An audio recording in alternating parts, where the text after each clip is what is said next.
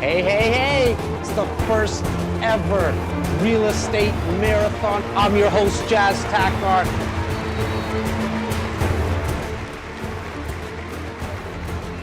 Mr. Chris Slightham, thank you for joining us today.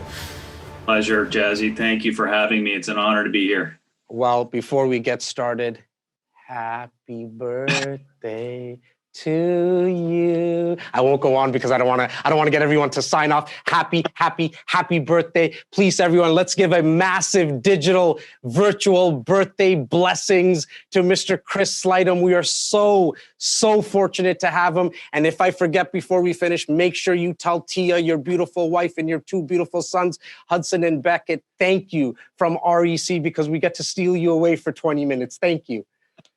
No, my pleasure, and thank you very much. We're supposed to keep that a secret. I think the less acknowledgement, maybe the fewer, the slower the years go by. I don't know, but well, Chris, you're, to me, this is a very extra special day because not only is it your birthday, but it's my mom's birthday too. So happy birthday, Mommy! I hope she's watching. But again, I'm so excited to have you, Chris. I'm not sure if you heard kind of my intro to the marathoners. We're up to a little over. I think we're getting close to 2,000 people that are coming on right now. So we have a big audience. And I was speaking about creating generational wealth with real estate being a fantastic vehicle to do it. It's why I wanted to start off with you, because for me, and so everybody who's watching and listening, guys, like, this is the guy, him and his family. For myself, for CMOS and REC, this is who we look at and say, wow, we want to create that type of generational wealth,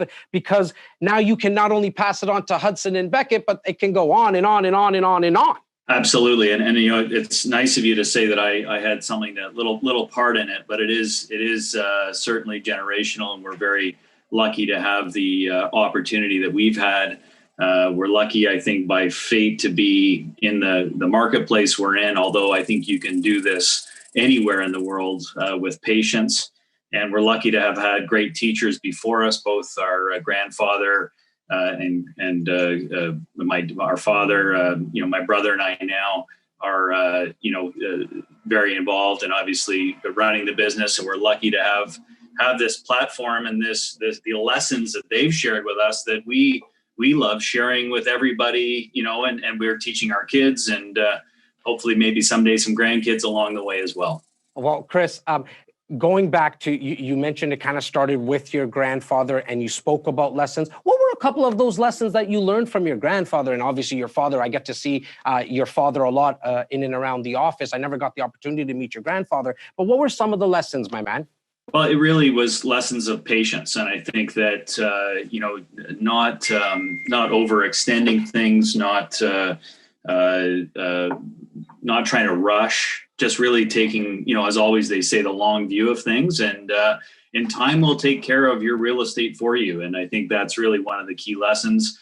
And also to be very conservative. I mean, there's, they both, my father and grandfather were really thinking about, safely investing over the long term and managing in a comfortable way, because the only time really, it's interesting to say this, but the only time you lose in real estate is if you have to sell it, right? So if you can hold through those bumpy times, then life is good. It's so forgiving. It's one of the main reasons why I love real estate. I mean, the Greater Toronto Area, and to our out of province and out of country listeners, I'm sorry already. I'll tell you up front, I'm very biased. I'm biased towards the GTA because I'm born and raised here, but it's made myself and all my investors a lot of money. It's created a lot of money, but it's so forgiving, right, Chris? Like, as long as you hold on to it, you'll go through those ups and downs, but as long as you hold on to it. Absolutely, and that's been true for decades. I have one slide, or I have two slides to share with you today. If you want to do that, I don't know what your time is like. For sure, Bobby.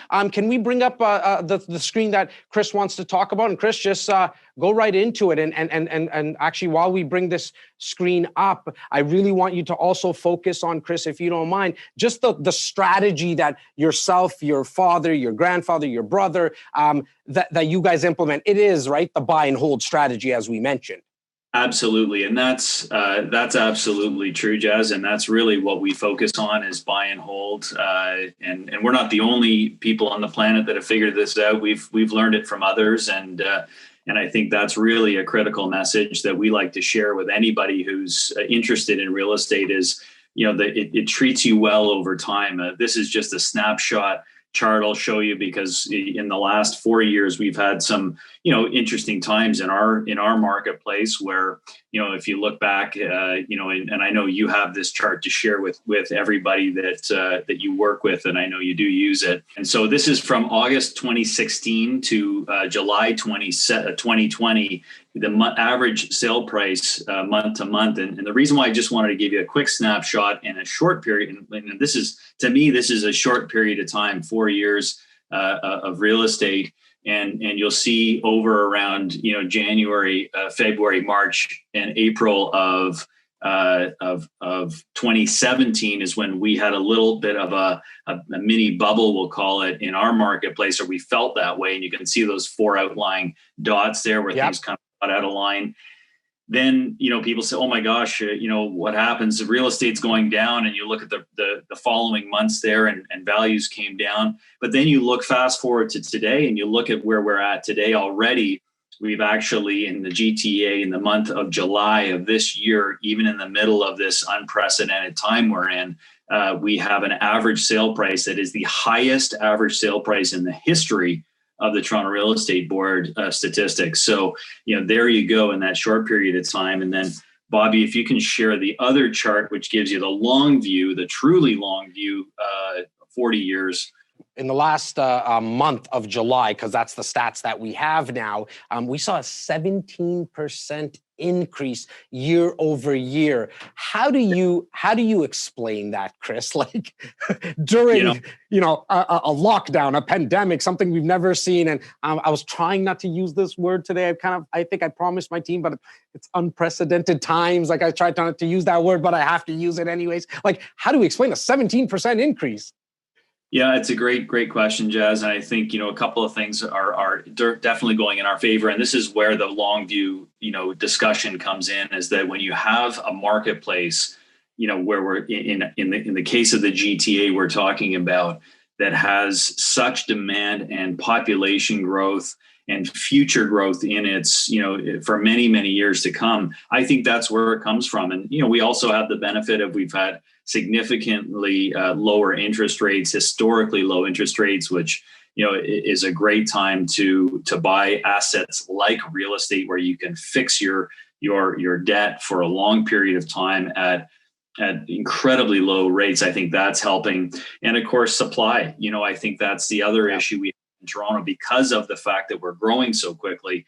We can't seem to keep up with the real estate supply, and that's causing it as well. So those 3 factors are probably the key for now. But just real quick on the long view here, and then you can share this if you'd like, is the average in there, that dotted line, the average. So, I joke that this looks like my heart rate after a cup of coffee in the morning. Very, very, kind of a spike there back in the late 80s. If anybody was investing at that point in time, or remember that period between 85 and 89, prices went bonkers. And then, of course, there had to be a bit of a correction there, because things, as average out over time. And you can see there was almost a decade of negative or low growth. But then, again, time heals all. You look at what's happened over the preceding from 2000 through to 2020. We've had bumps in the road along the way, but over time, look at what we've done since 1980 to 2019. We've had 6.73% average annual price appreciation throughout that time, and it's done wonderful things for us, and that really helps people, I hope, understand the long-term consistency. If you had a bought in the peak of 1989 and you had to sell, of course, in the early 90s, then yes, it was a painful time. But if you held on to real estate today, you'll be thankful for that, and that's really my message is really about that, the value of taking that long view. It's slow. It feels slow, I think, going into it. But as I think we all know now, especially, I guess, if you have kids running around or grandchildren running around, how quickly it seems life goes by, and all of us. I always like to mention and say, Chris, with real estate investing, it's boring, right? Like it's watching like paint dry sometimes, or grass grow, right? It is. It really is. And you have to, I think, have the patience for that. And I think, and that's what we were taught, by our dad and grandfather, is that you have to have patience. And if you have patience, the effect of, another thing my dad shared with us, the effect of compounding returns, right? So your 6.73 on average is compounding on top of itself every year. So, that little trick, if it's 7% a year, the, prices double every 10 years, right? Is the rough math. So, and that's compound effect. And so, compound interest or compounding returns, are really, where the secret is of real estate. And the fact that you can have very safe, they talk about healthy debt and unhealthy debt. Well, real estate is known as healthy debt because you have this ability to amortize it. So you pay a little bit off every month. So you're reducing your debt in a healthy way. You have a fixed rate that you can get. I mean, you can go variable, of course, and that depends on, but you can fix the rate. And you have an asset that appreciates over time, not depreciates. So, unlike a car, right? It's going to go down in value, but real estate's going to go up over time. And I think my favorite part, like other than spending CMOS's money, which I did a lot of earlier today, with real estate investing, you get to use other people's money, i.e. the lenders, the banks. And it's not only just banks, the 5-6 majors, and then the private lenders, but there's going to be people here on our marathon. And this is more to the viewers and the listeners right now. It's why I want you guys to start networking with each other. There's people who need money. There's people who wanna give money, and we can put you guys in touch with each other. Chris, I also want to speak about diversification within kind of your portfolio, within the Slightham portfolio. Speak a little bit about diversification. So that's a great question, and for us, we have always focused on residential, and that's just one reason. One thing is it's what we know. We've come to know over decades of. Is that why you guys always focus on it? Sorry, because I was going to say, is it because it's what you know? It's what you know, right? And I think there's a bit of a lesson there. We have lots of friends that invest in different types of real estate and have been, wildly successful, very smart folks. And we have chosen the slow and steady, single, like residential real estate, where it may not be as glamorous, let's say, as owning an office building or a retail plaza or something along those lines. Not as sexy, right? I get it. It's not. It doesn't have that sex appeal. But we all know who won the race. The tortoise won the race. That's the way it's worked for us. And again, it's what we've known, and it works for our risk appetite as well. So we're kind of take a low risk view, and I always share my bias with everybody because I think it's important that you, as an individual investor, determine what your risk comfort level is and what you enjoy investing in. Industrial real estate right now is a very hot topic and something that I think deserves a lot of time and effort and education. That I would spend some time looking at industrial, as things are evolving in our world. They're not making any more industrial land, or very little of it. So you have a small supply of the type of land and a massive demand as distribution centers become more popular. The world of retail is changing dramatically. So, it's being delivered to your door now. Well, all has to come from somewhere. And industrial is an interesting sector. So, diversification isn't a bad thing. I think it can work incredibly well. You have to get good at really understanding how to invest in different types of real estate. So it does take a tremendous amount of learning, which can be done. And so that can also reflect, we, as you mentioned earlier, we have a brokerage business. As we like to say, there's a finite amount of time that you have.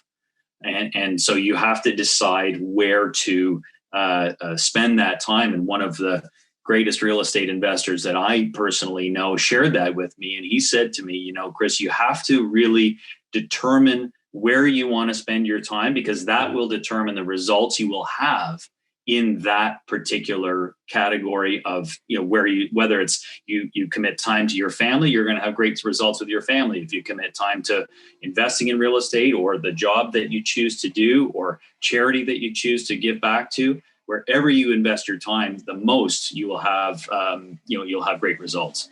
Now, Chris, I also want to go back to the supply and demand. You were sharing something with me, I think it was probably about 4, 5, 6 days ago, about the immigration that's coming into the Greater Toronto Area. And obviously, as of right now, as of this marathon, August 15th, we still are not seeing a lot of planes in the sky. So we're not seeing the amount of people that we had originally coming in. It's because it's on purpose. It's halted. We're not bringing people in. But you were sharing some stats with me, the forecasts with immigration coming into not only Canada, but specifically into the Greater Toronto Area. You mind just talking about that for a bit? Sure, absolutely. And this is one of the reasons why, the long-term view of real estate in our market is incredibly bright, because of the planned strategy that Canada has on growing its population. And we heard recently that there have been 15% more visas approved year to date than there was at this point last year. The difference, as you pointed out, is people just can't physically get here. So, the target right now from the government of Canada is about 340,000 new immigrants to the country on an annualized basis. And their target, they're going to plan to grow that over time. We're lucky to be in the GTA, of course, which is, a lot of people want to be in the GTA. It has jobs. It has some of the best schools in the country. That combination alone, draws people from around the world. We have, globally recognized, schools in our country, whether it's, the U of T, whether it's Queen's University, McGill, UBC. I mean, these are globally just some of the globally recognized schools from coast to coast. And in Toronto, of course, we have, some of the largest and very popular. And so we have a lot of folks that are coming here to go to school. And one of, if not, we may be the only, if I'm not mistaken, country that provides the opportunity for you to immediately stay once you graduate with, once you've taken a full, course load here and achieved a designation, a degree at one of our universities, you're able to stay in Canada and welcomed to stay, which I think, if you think that through, it's absolutely brilliant. Here you're welcoming people that have chosen higher education, have really invested in themselves in your country, and you're saying, yeah, we want you to stay and please contribute your knowledge and your skills and your interests. And it's what I think makes our country so great. And our city, of course. To that, Chris, I think the world needs more Canada, right? I think it's another example during this pandemic, and I know we're not fully out of it. That thank God that we're in phase 3 now here in Toronto. But I think the world's looked at Canada again and said, "Wow, how did you guys do it?" Because back in 2008, 2009, during the financial crisis, after that was complete, they looked at us and said, well, how did you guys get through it the way you did? There was a slight dip. I think it was 5, 6 months. But they looked at us and said, well, how did you guys get through the financial crisis? And well, because we're kind of conservative. That's why we always say sorry, maybe. It's one of those things, right? We're so conservative here that our banking system is ultra conservative. Just because you can walk, talk, and chew gum at the same time, that doesn't mean you're going to get a mortgage. Maybe on the south, the south side of us, that's how it went down there back in 08, 09. But here it was never like that. And so I have family still in India. We're talking about investing in real estate right now, but their lifelong dream is to come to this country, and they're trying to do anything and everything to come here. And so I'm so glad that the stats tell us that as well, because we need the people coming in here, which is great. And I think it just grows our country, and we need this dollar moving again as it it has been. I mean, I was speaking about it before I brought you on, Chris. I mean, in this pandemic time, I think just our team at REC Canada, we did a little over $64 million in real estate. So we know a lot of people are investing. Absolutely. And I think, you assume maybe going in a global crisis like we're in today, that everybody stops and does nothing. But that's not the case. And we've talked about it regularly over the years that in the toughest financial times, there are still people investing and choosing, to get into the market or to diversify their portfolio or add to their portfolio, or just to maybe upgrade their home, their personal residence, whatever it might be, which is an investment in itself, right? I mean, if you have the ability right now to just, upgrade your personal residence. We spent a lot of time in our homes in the last 5 months. And so we know them intimately. Well, I think my wife started hating the sound of my blinking during this lockdown time. Like, we're like, let's get bigger. Like, we hear a lot of that now, right? That's, so, and because you also, I think, appreciate the value, it's, as we always say, it's one of the three necessities in life, right? Food, clothing, and shelter. And that's, shelter is what we're talking about here with real estate in terms of the residential component, of course, the business investment style as well. But really, that's what you're talking about. And so if you think about that on a long-term basis, it really is, it's proven itself to be a real winner. Chris, I did mention it earlier, but you need to make sure you tell your beautiful wife, Tia, and your two boys a big thank you from us, because it is your birthday. I'm not sure what you have planned, but happy birthday from everyone here at REC Canada and all the marathoners. I will never forget this, because I sent you a text and you said, Jazz, I don't care what day, what time. You didn't tell me it was your birthday, but I did find out. Don't worry, I have my ways. And you still did this with us. Thank you so much for your time.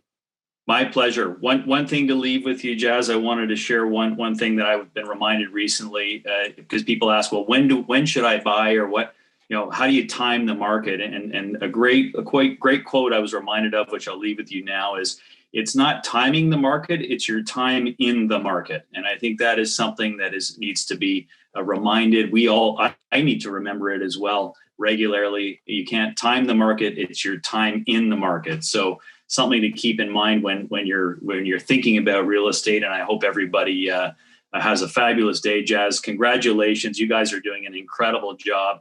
Education is so important, and that's what you guys focus on. And I know many people are benefiting from it. And really, I mean, to make this kind of commitment is just huge. So congratulations to you. Well, make sure to go on and off with us, buddy. We're here for right till 9 p.m. Eastern. Love you, Chris. Thank you so much. Great to see you guys. Have a great day.